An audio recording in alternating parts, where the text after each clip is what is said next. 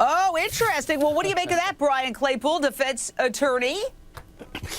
I don't buy that at all.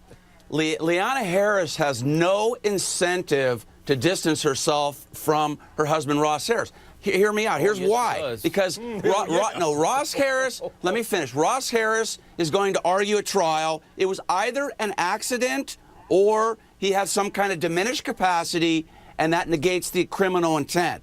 Now, Liana Harris, the best thing she could ever do is go to Alabama, sit tight. She doesn't have to barter any deals at all, because the only way she could be held liable is if she had an agreement with Ross to kill her son.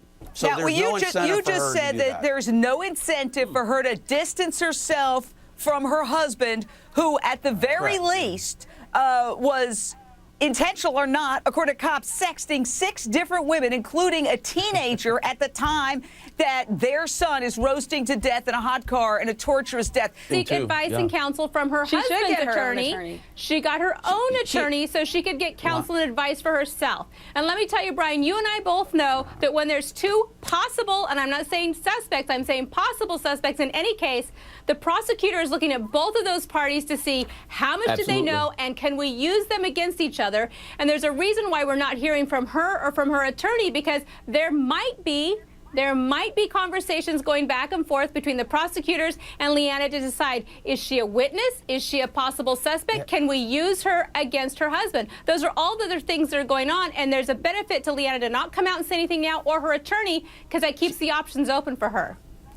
She doesn't need. Go ahead. She has no. Jay, she has no voice. She's been pummeled for the last week or two by everybody internationally. She had to hire a lawyer to speak on her behalf, to say, hey, leave my client alone. She needs to grieve. So that's why she hired a lawyer, number one. Number two, the reason she went to Alabama is not because she's distancing from her husband, it's because she truly wants to sit down in peace and quiet and grieve the loss of her son. Look, one of the reasons this case has sparked a national firestorm is because cops say Ross Harris, her husband, was sexting 6 women.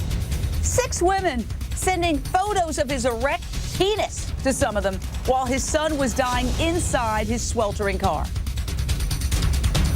Have left him in the car. Yeah. And Jane? I can answer that. I can answer Go that, ahead, Brian. Mike. Please. Yeah, this guy, I'm telling you, from day one, when I saw this guy, Ross Harris, he looks like a character. He's got an irresponsible background, and it's possible that there were other occasions in which he left Cooper in the car, and she's like, whoa, it happened again. No. I'm with you, Brian. Look, I'm with you. I have to move on to one other subject. One of the 6 women Ross was allegedly sexting was only 16 years old when their communication started.